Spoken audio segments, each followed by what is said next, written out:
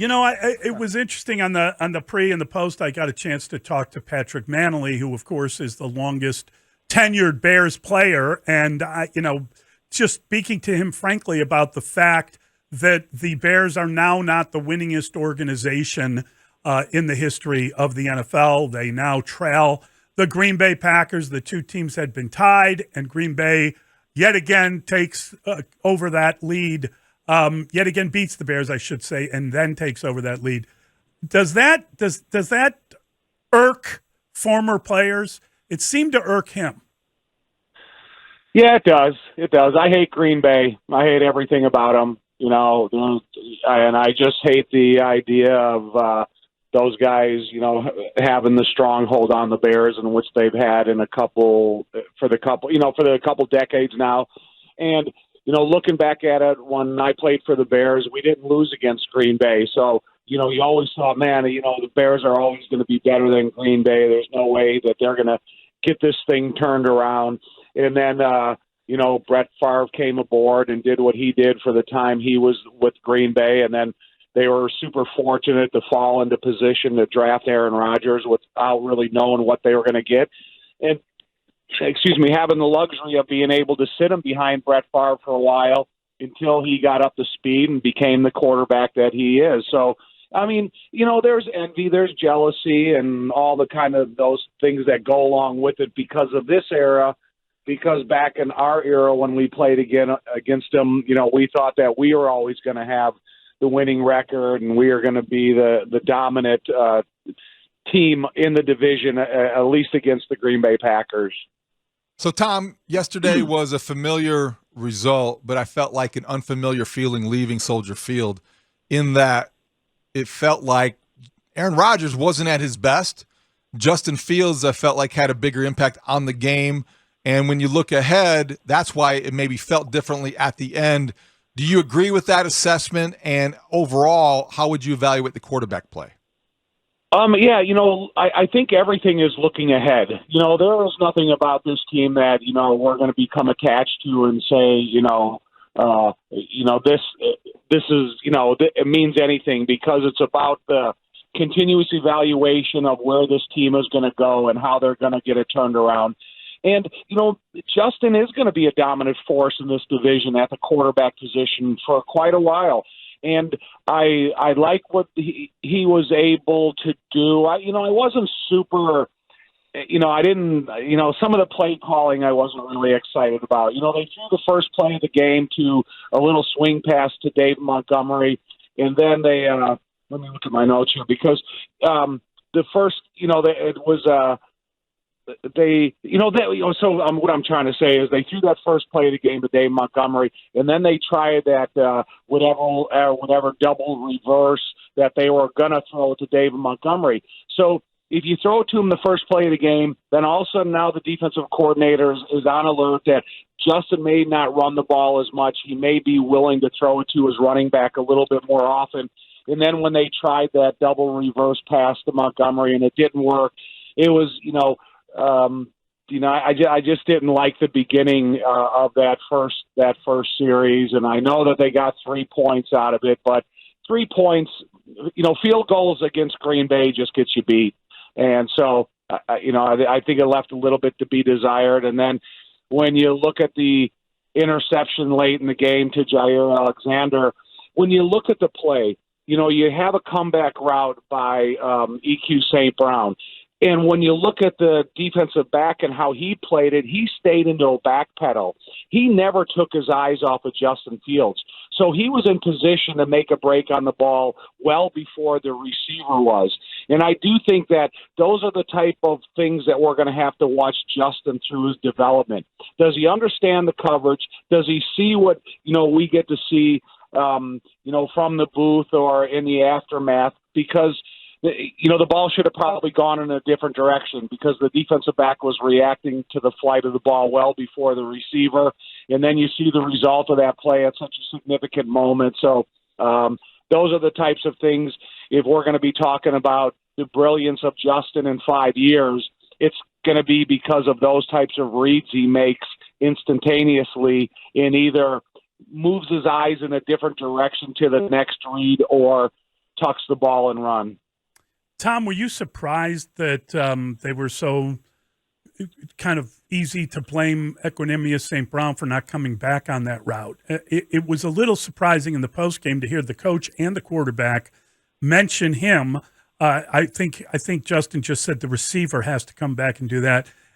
But he did mention David Montgomery didn't run hard into the hole at one point. I just am not used to that sort of candid nature from a quarterback. Yeah, I agree. I don't agree with that. I think when you have a comeback route by a 6'5" wide receiver, when you sprint the 18 yards or whatever he did, and then you got to come to a complete stop. And when you're coming to that complete stop, the defensive back sees that 50,000 times throughout the course of his career. And then when he goes through the practices that he's been that involve Aaron Rodgers and stuff, he understands how that receiver has to come out of that break in order for that play specifically to run successfully.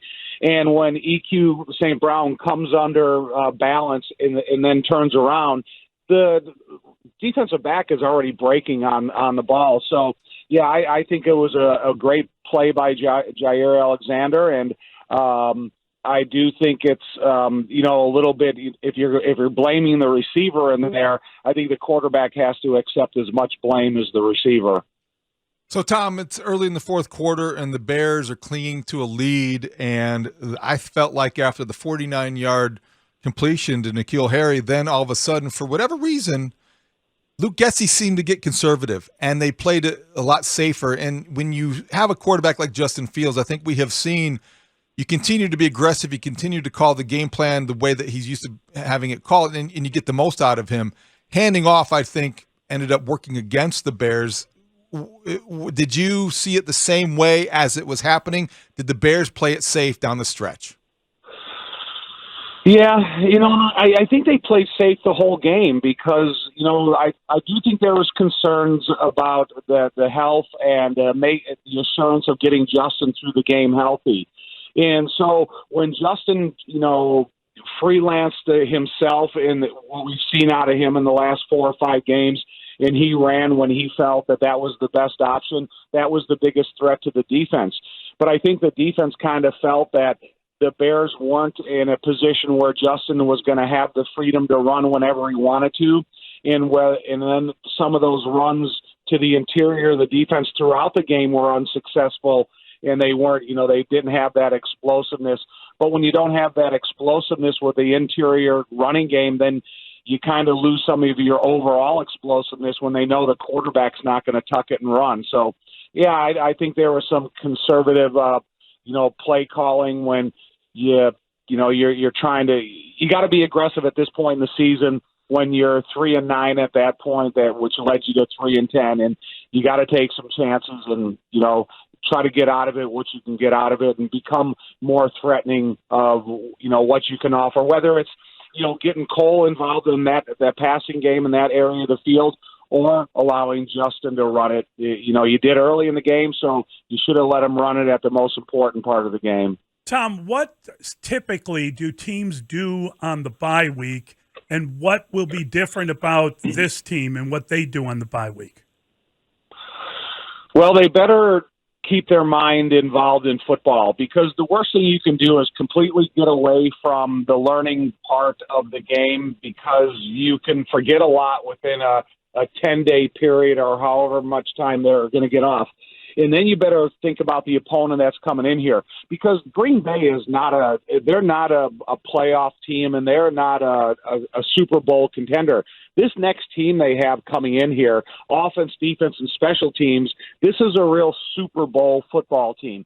And so if you think that you can have a nonchalant approach to the remaining games in the season, then you're going to go out and you're going to get embarrassed at home. And that's the worst thing that can happen after coming off of a bye week. And unfortunately, we have some of those haunting things that have happened to the Bears in the past, not with this regime, with old regimes that have come and said, we're going to reboot during the bye week, and then they go up and give up 50. And so I do think that you'd still have to have some type of focus on the game. And I'm not telling these guys to go back home with the limited time off they have and be in their tablet for 5 hours a day.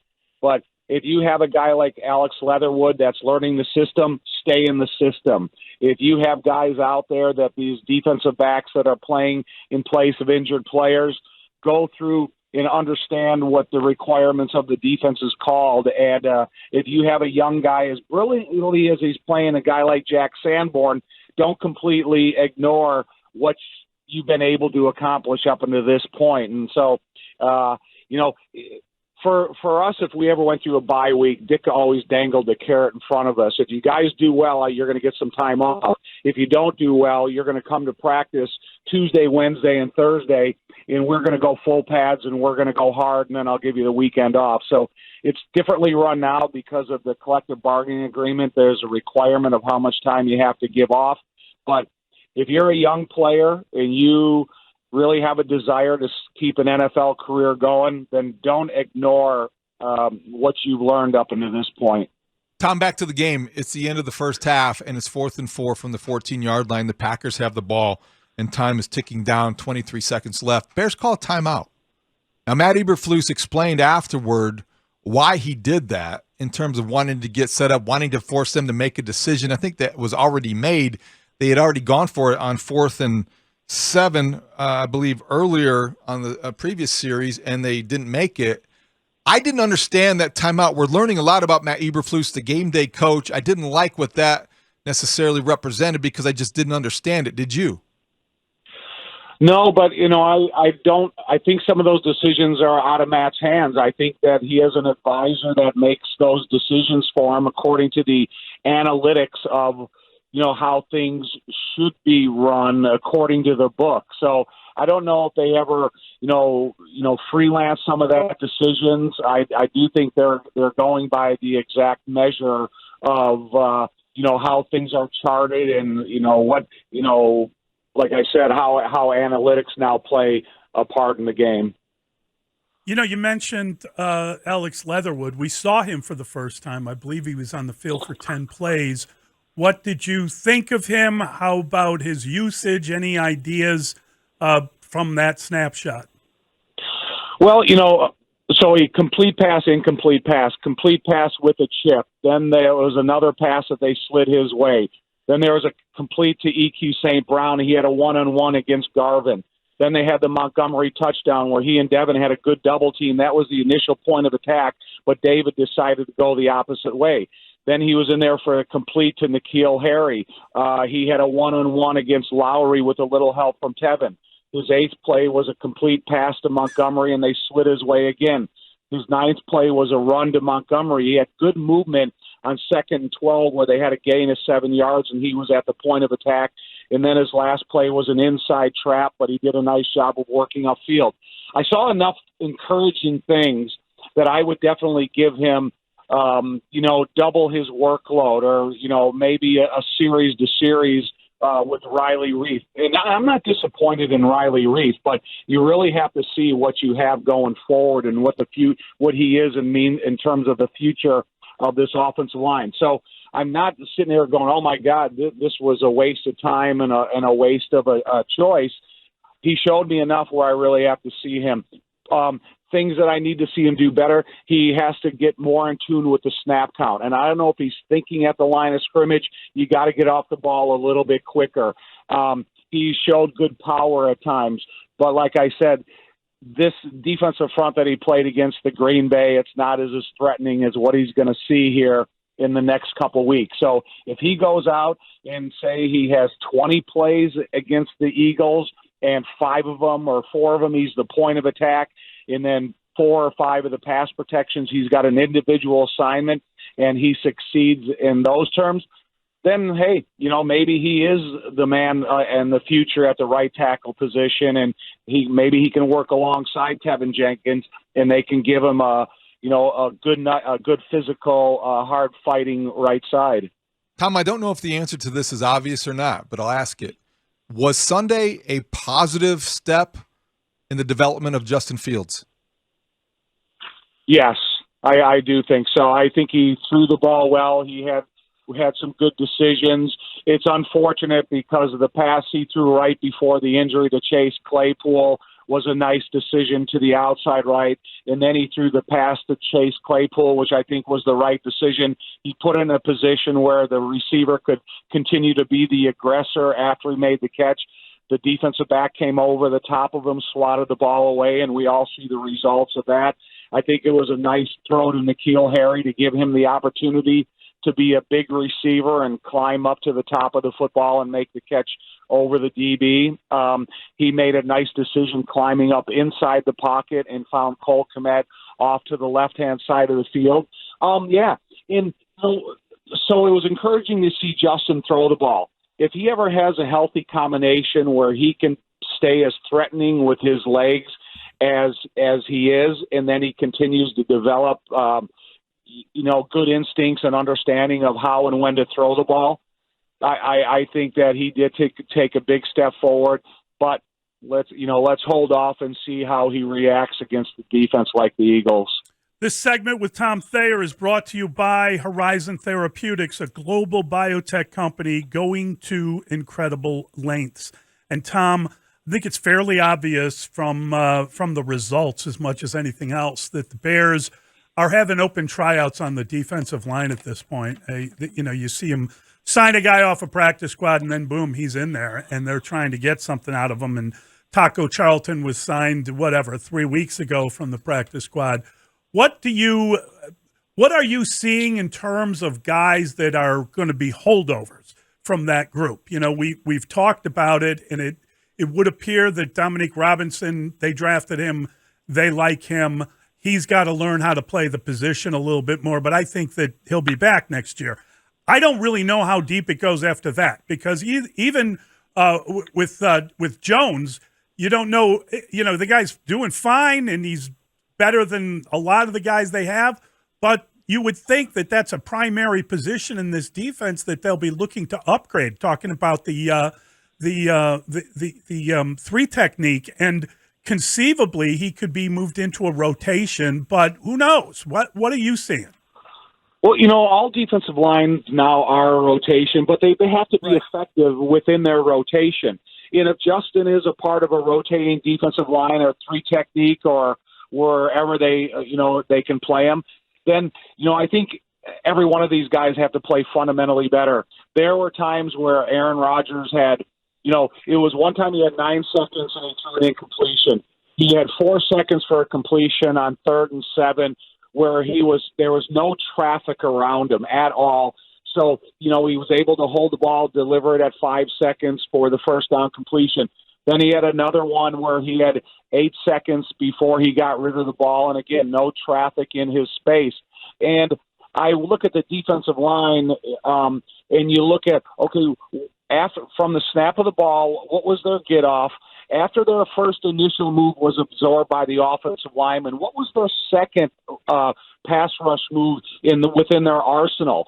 And there's times that I see guy on the defensive line just kind of, slapping at the offensive lineman, not having an initial move and then a secondary move, and then sometimes going to a third for their, trying to create escapability.